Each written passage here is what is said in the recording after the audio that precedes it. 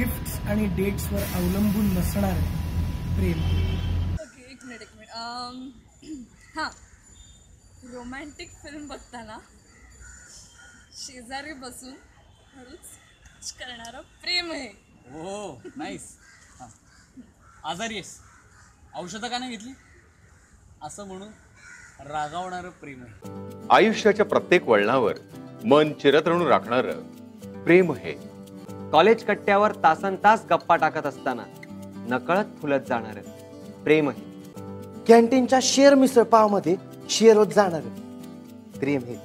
Lecture bunk करून कॉलेजभर बिनधास्त भटकणार प्रेम आहे. कधी व्यक्त तर कधी अव्यक्त राहून मनाला हुरहुर लावणार प्रेम आहे. लायब्ररीच्या पुस्तकात लपलेल्या चिठ्ठीतून व्यक्त होणार प्रेम आहे. शेवटच्या बेंचवर बसून अलगद आठवणींच्या दुनियेत नेऊन सोडणार प्रेम आहे. कॉलेजच्या गर्दीत त्या अनामिकाला शोधायला लावणारं निरागस प्रेम आहे.